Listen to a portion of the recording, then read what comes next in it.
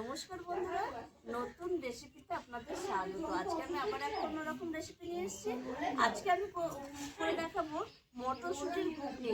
তার জন্য আমি নিয়ে নিয়েছি এখানে 1.5 কেজি গোটা মটরশুঁটি, ছাড়িয়ে এতগুলো হয়েছে।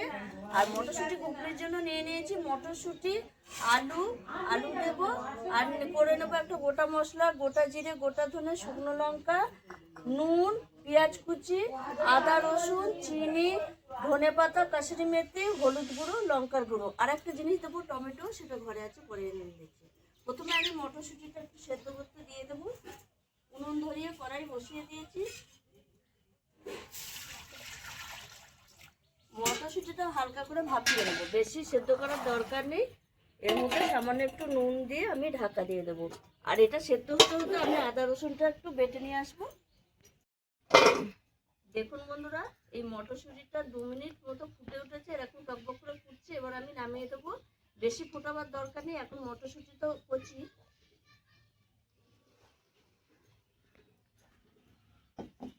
এইবার আমি কড়াইটা বসিয়ে দিলাম।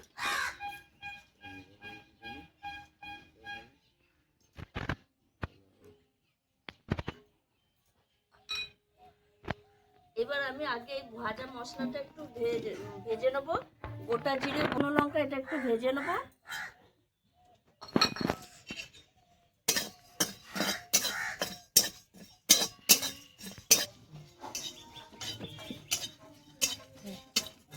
এই দেখুন বন্ধুরা, মশলাটা ভাজা হয়ে গেছে, নামিয়ে নেব। পরে আমি শিলেটা বেটে আনবো। এই কড়াইয়ে এবার আমি সর্ষের তেল দিয়ে দেবো।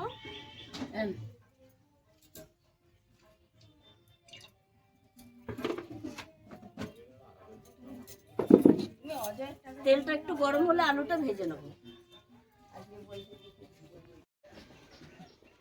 তেল গরম হয়ে আছে, আলুটা ভেজে নেব। আলুটা ভেজে তুলে রাখবো।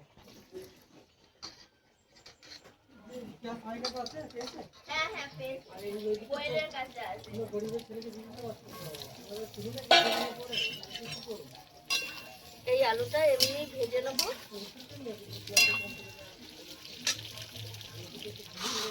দিয়ে দেবো সামান্য একটু নুন, হলুদ গুঁড়ো। নুন হলুদ দিয়ে আলুটা ভেজে নেব।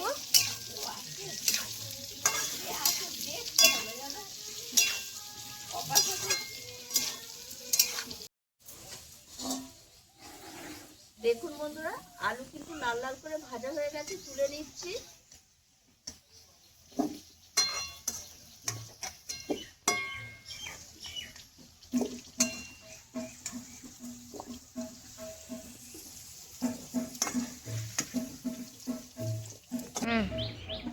ওই তেলে ফোড়নে দিয়ে দেবো এলাচ, লবঙ্গ, দারচিনি।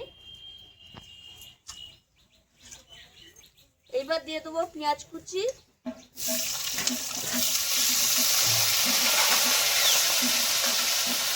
পেঁয়াজটা একটু ভালো করে ভেজে নেব।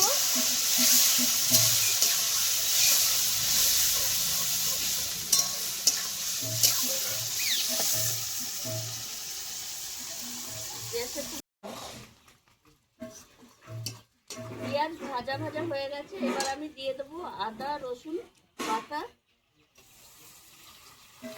স্বাদ মতো লবণ,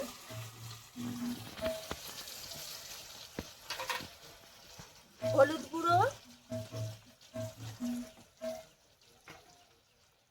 লঙ্কা গুঁড়ো।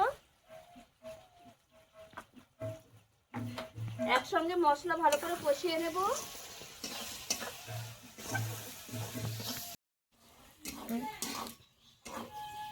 মশলা ভালো করে কষানো হয়ে গেছে, এবার আমি দিয়ে দেবো টমেটো সস। আর যেহেতু এখানে আমি টমেটো সস দিচ্ছি, আমি চিনি দেবো না, কারণ টমেটো সসে একটা মিষ্টি মিষ্টি ভাব থাকে, ওই জন্য চিনিটা দেবো না। দিয়ে একটু নেড়ে চেড়ে এবার আমি এর মধ্যে ভেজে রাখা আলুটা দিয়ে দেবো। মশলার সঙ্গে আলুটা একটু কষিয়ে নেব।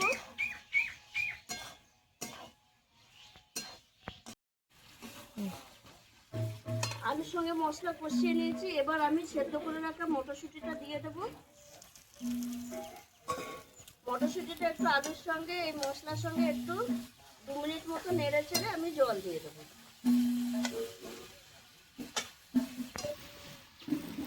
2 মিনিট নাড়া হয়ে গেছে, এবার আমি জল দিয়ে দেবো।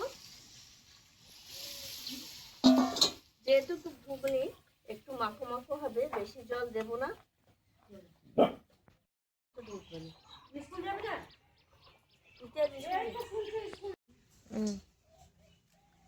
এই দেখুন বন্ধুরা, মটরশুঁটি ঘুগনিটা কত সুন্দর হয়েছে, আর গাঢ় গাঢ় হয়েও গেছে। আলু সব সেদ্ধ হয়ে গেছে, মটরশুঁটিও তো সেদ্ধ করে নিয়েছি আগে।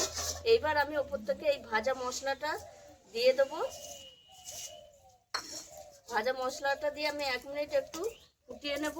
আর দিয়ে দেবো ওই যে হাতে ডলে একটু কাসুরি মেথি। এটা অপশনাল, আপনারা ইচ্ছা হলে দেবেন, ইচ্ছা না হলে দেবেন না। কাসুরি মেথিটা দিলে একটা সুন্দর গন্ধ আসে, ওর জন্য দিলাম।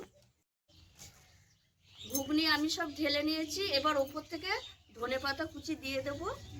এটা দেখতেও ভালো লাগবে আর খেতেও ভালো লাগবে। আপনারাও এইভাবে একবার মটরশুঁটি বা ঘুগনি করে খাবেন এই সময়, শীতের সময়। এখন তো মটরশুঁটি অ্যাভেলেবল পাওয়া যায়, আর এইটা মটরশুঁটি দিয়ে যে কোনো রেসিপি খুব ভালো লাগে। তাই এই সময় একবার এইভাবে মটরশুঁটির ঘুগনি করে খাবেন, অসাধারণ লাগবে। আর এটা জলখাবারে বা বিকালের টিফিনে খুবই জমে যাবে। আর আমার এই ভিডিওটি যদি আপনাদের ভালো লেগে থাকে তাহলে লাইক করবেন, শেয়ার করবেন, সাবস্ক্রাইব করবেন। আবার দেখাবে আগামী ভিডিও।